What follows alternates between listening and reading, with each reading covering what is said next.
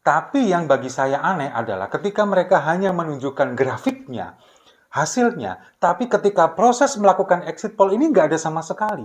Berbeda dengan warga negara kita yang ada di New York misalkan, lalu kemudian di UK atau di Malaysia katakanlah, mereka ini ketika melakukan exit poll, lalu kemudian ketika mereka ini memberikan dukungan, mereka rekam semuanya dan ada rekamannya. Proses exit pollnya juga ada. Sementara yang memenangkan kubu Prabowo Subianto ini sama sekali tidak ada video dokumentasinya, hanya berupa grafik yang memenangkan Prabowo Gibran. Nah, apakah nggak ini yang dinamakan sebagai asumsi atau prediksi?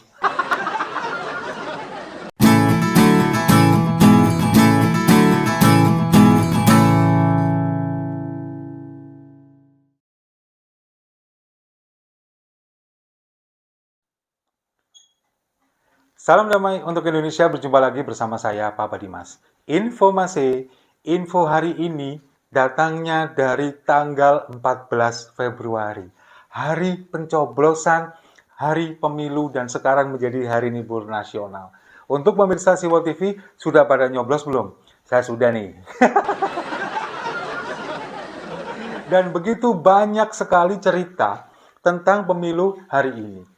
Terutama di tempat saya nyoblos. Memang ada banyak cerita. Kemudian juga kebetulan di tempat saya nyoblos ini ada salah satu anggota DPRD kota yang memang warga sekitar, kemudian juga tetangga satu RT, dan di situ memang anak, kemudian juga istrinya itu dikerahkan untuk menjadi saksi. Tapi ya sah-sah saja memang. Karena itu memang harus dikawal. Apalagi beliau dari PDI Perjuangan. Ini memang sah-sah saja untuk dikerahkan keluarganya untuk menjadi saksi. Dan banyak sekali cerita-cerita mulai dari kesalahan pemanggilan nama. Dan yang membuat saya exciting adalah ketika di TPS yang biasanya ini, kalau kita datang ini sepi, dari pagi itu sepi, tapi ketika saya datang itu ramai sekali. Bahkan antrian itu bisa sampai sekitar lebih dari setengah jam. Kita menduga, kami semua menduga bahwa ini adalah, boleh dong kita menduga ya, ini adalah salah satu bentuk perlawanan dari masyarakat. Ketika masyarakat ini datang, kemudian tidak ingin negara ini kemudian hancur atau dirusak oleh segelintir oknum elit politisi yang hanya ingin mempertahankan kekuasaan. Lalu kemudian masyarakat berbondong-bondong datang ke TPS untuk ingin ada perbaikan di negeri ini. Kemudian mereka datang. Dan itu yang terjadi di TPS saya. Dan kemungkinan juga terjadi di beberapa TPS-TPS yang lain. Nah, kemudian saya juga ingin mengucapkan selamat dulu kepada para warga negara Indonesia yang ada di luar negeri yang sudah melakukan pemilihan terlebih dahulu beberapa hari yang lalu. Dan kemudian sudah keluar hasil exit poll-nya dan didominasi dimenangkan oleh pasangan Ganjar Mahfud. Nah, ini kemudian yang dianggap aneh oleh Ketua Bawaslu Rahmat Bagja. Nah, pertanyaannya sekarang, siapa yang lebih aneh? Hasil exit poll atau Ketua Bawaslu? Kalau bagi saya, Ketua Bawaslu ini jauh lebih aneh daripada hasil exit poll di luar negeri. Sebelumnya kita simak dulu cuplikan videonya berikut ini. Tidak dimulai pada setelah pemungutan suara. Berbeda. Penghitungan suara itu ada setelah nanti bersamaan dengan penghitungan suara di dalam negeri. Besok, tanggal 14 Februari. Nggak ada mas, itu aneh itu.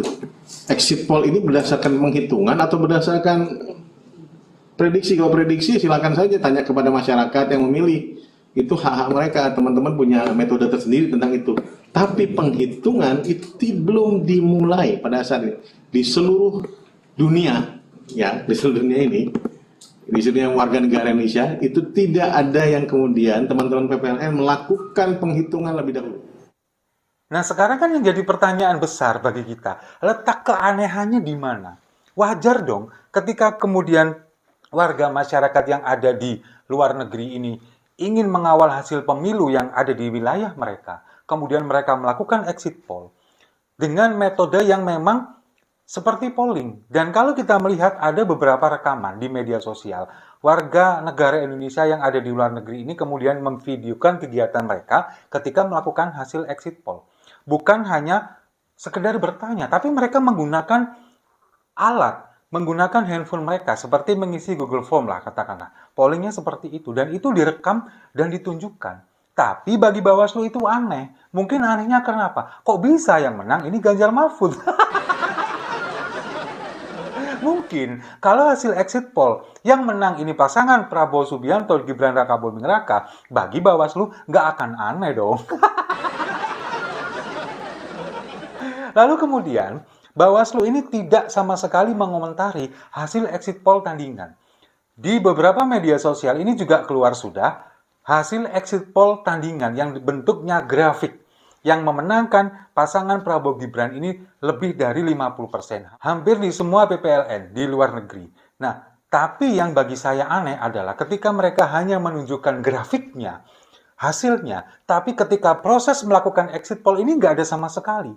Berbeda dengan warga negara kita yang ada di New York misalkan, lalu kemudian di UK atau di Malaysia katakanlah, mereka ini ketika melakukan exit poll, lalu kemudian ketika mereka ini memberikan dukungan, mereka rekam semuanya dan ada rekamannya. Proses exit poll-nya juga ada.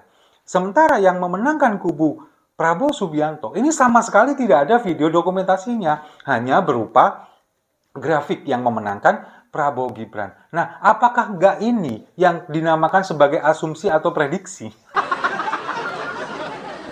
Sama seperti yang dikatakan oleh Ketua Bawaslu tadi, bahwa hasil exit poll ini hanya berdasarkan prediksi, katakannya.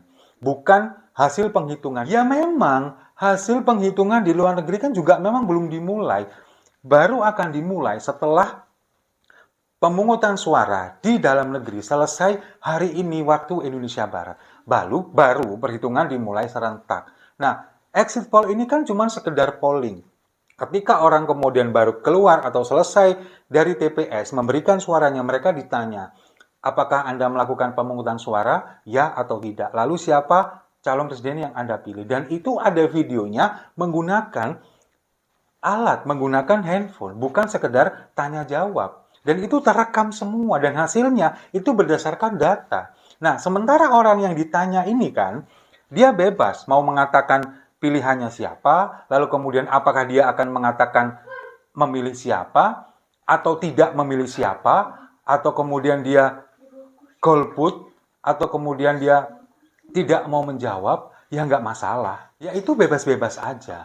Nah, hasil yang ditampilkan memang exit poll, bukan perhitungan suara. Masa ya kayak gitu nggak bisa? Masa ketua Bawaslu ini, seorang ketua Bawaslu, nggak bisa membedakan mana exit poll, mana quick count. Ini yang saya bilang aneh.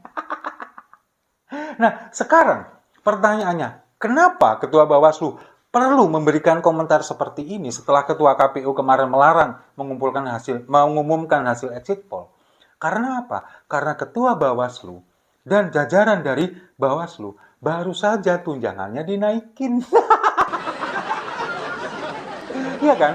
2 hari menjelang pencoblosan, Presiden ini kan menaikkan perpres tentang kenaikan tunjangan kinerja dari Bawaslu dan jajarannya. Sementara yang ada di level atas sendiri, yang level tertinggi di level 17, ketua dan juga sekjen, ini kenaikannya sampai dengan 29 juta per bulan tunjangannya.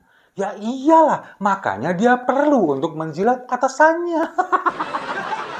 Makanya kemudian perlu mengeluarkan statement ini. Tunjangannya habis dinaikin, ya harus baik-baikin atasannya dong.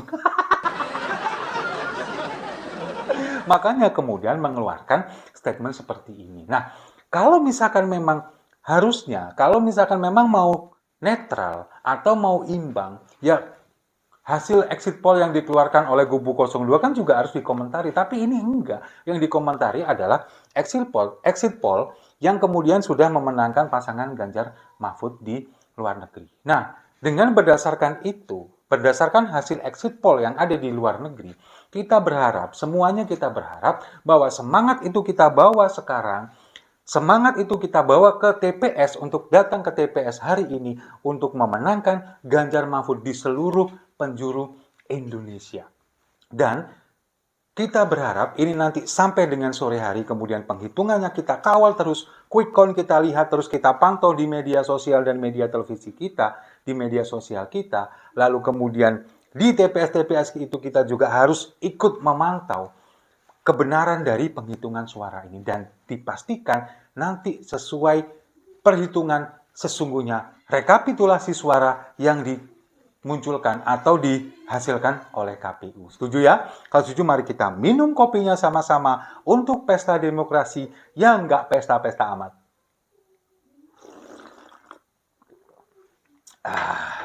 Saya rasa itu. Terima kasih sudah menyimak. Jangan lupa like, komen, dan subscribe. Sampai jumpa di video-video saya selanjutnya. Selain Hari Kasih Sayang, hari ini adalah Hari Kasih Suara.